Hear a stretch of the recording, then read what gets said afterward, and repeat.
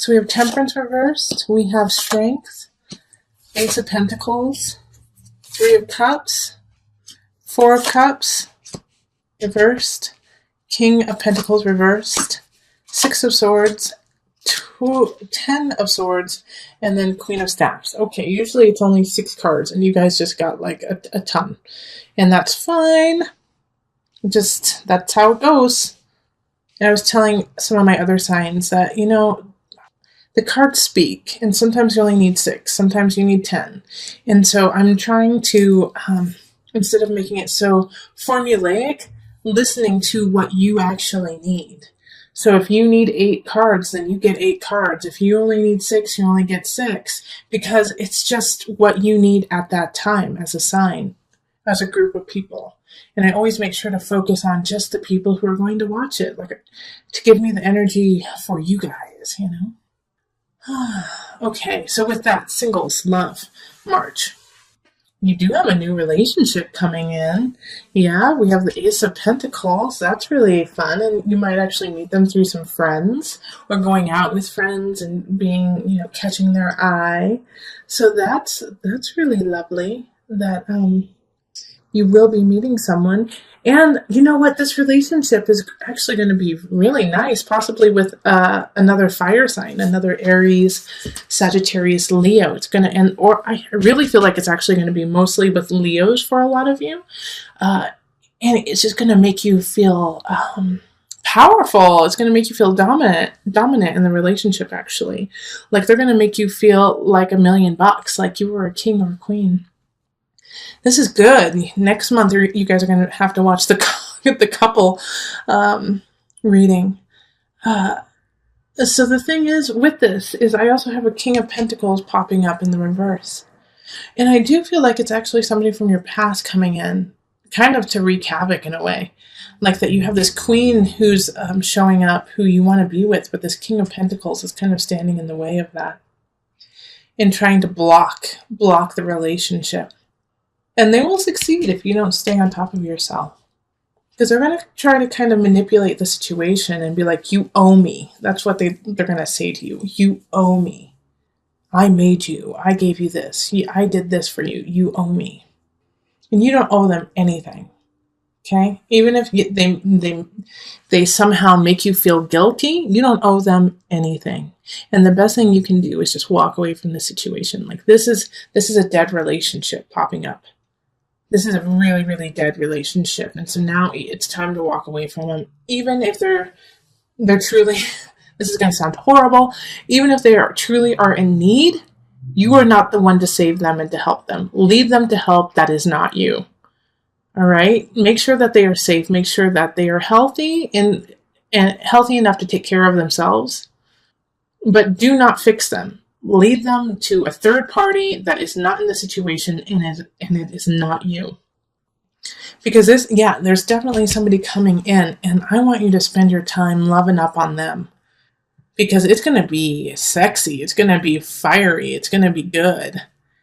And I don't want you to miss a moment of that because of this person coming in trying to sabotage it. And it's going to be hard. It's going to be hard. Temperance reverse. It's going to be hard to see what's truly going on because you care. Aries, you do. You care. But care more about this relationship than somebody trying to sabotage you. And I don't worry necessarily, Aries, about you making excuses for this King of Pentacles in reverse. You know, saying, well, they had a rough childhood. Well, you know, they were an addict. Well, you know, they just have anger problems. I don't worry about that with you because I feel like you can cut through all of that BS and just be like, you need help. I'm not the one to help you. Go here. All right, so let's pull universal love cards. Dreams. So this Queen of Staffs that is popping up, it can be a man or a woman, remember that. Is your dream, is a dream of yours. You know, listen, reflect on the situation of the past. Take a moment to, you know, see what lessons you have learned from this person who's trying to sabotage you. And then let go and follow your dream, you know. Like when you meet this person, this Queen of Staffs, this man or woman, that just lights you on fire, you're going to be like, I have met you before. I know you from somewhere. And I have a feeling that a lot of Aries have actually dreamt about this person, and I love that it was like the last card, because it's like they're on their own. Like, this is a new beginning. This is something really special. So don't let it go, okay? It's really important to know this person, this Queen of Staffs. And they could come in the last part of March. I actually even think even the beginning of April. But they're important. It's a good stuff. Good stuff, Aries. Okay, so it is time for me to move on to the couples. All right, Aries couples, let's look at what's going on in March. Let's call in the highest of light, the highest of energy to guide us on this reading. Calling in the divine. What do Aries couples need to know for March? So at least one of you needs to be an Aries, sun, rising, or moon. There's going to be a lot of resolution happening this month within your relationship. One of you is going to be acting more like an earth sign. And you might actually be dating an earth sign, but it's the energy of Virgo, Capricorn, Taurus, and kind of grounding the relationship and saying, okay, let's take a look at what's going on. Let's, just fine tune things, because you're going down a road right now with the Ten of Pentacles in reverse that isn't as satisfying as you would like in the relationship. In fact, I feel like one of you probably wants to get married, one of you guys wants to move in, and the other one doesn't. And so it's just a disconnect that's happening. But with the Ace of Swords popping up in this situation, you guys are going to finally find different ways of communicating what you need to say. All right, the Ace of Swords is, maybe you guys start texting more, or, write emails to each other, write love letters, or something of the sorts and that. And it's not how you usually would talk to one another, but you get it. You get it with each other, and you actually can solve the situation, solve the issues with one another by this communication. And you're able to say what it is that you need to say that you couldn't before. Yeah, and some of you guys might have been engaged, and now you guys are just going to take it back a little bit and say, you know what, let's do a really long engagement.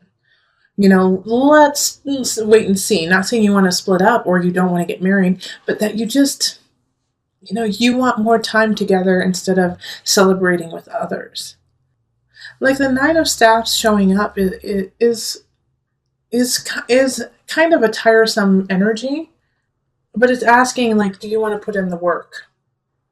But even this card is going to come to a solution, because we have this beautiful Judgment card right there in the corner, upright, saying, aha, you figure it out. You figure it out, and you transcend, and you gain more knowledge, thus becoming a different person within the relationship. So that as a couple, you guys are transcending. This is nice. Ace of Swords right there, especially during Mercury retrograde. This makes sense. You guys haven't been communicating. All of a sudden, communication will really stilt, but you'll figure it out. You'll figure out a new way. And if you feel like you guys are stuck and you can't see eye to eye, do what I just said and communicate in a different way. Communicate. If you usually call each other on the phone, email each other. If you sit and stare at each other over dinner but don't say a word, write each other a letter. Go salsa dancing together. Do something that is communicative, even if it's not verbally. And it'll kind of break the cycle. It'll break what's going on so that you can build it even stronger. So let's pull on the Universal Love cards just to see what added guidance we have here. And relationship. See, it's just fine. You guys are growing. I honestly don't have a whole lot to say, because you guys are going to pull some new tools out. You're going to be creative about it. And in order to be creative about that, think outside of your box. and also listen to one another. Somebody says, I've always loved dancing, but they don't say they want to go dancing. Go take a cue and sign up for a dance class together, or be like, oh, if somebody's always saying, you know what, that hike looks really cool. And they're not saying that they want to go on that hike. Freaking go on a hike. They're not saying it as a hint. They're probably just talking to you and just, speaking.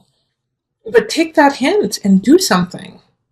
It's going to grow you guys, and it's going to create a really solid relationship. Yum! Yay! I don't know if any of you guys ever listened to Chris D'Elia. I was listening to his podcast, and it's funny. It's a little crass. It's actually really crass, but it's really funny. And there's an episode that they say yum all the time, and it's dark and sinister, but it's also funny, and we do need to laugh. We do need to laugh in all different aspects. So your relationship is going to be tasty by the end. Okay, yeah, there's not a whole lot more for me to say, Aries. Like, listen, do things, okay? Instead of just thinking and, connecting by looking in each other's eyes, which is also a great way of communication. Do something. Queen of Pentacles does. Queen of Pentacles creates. To create something you can see, you can feel, you can touch, you can smell. So it's time for you to create something real. And you're going to. So that's wonderful.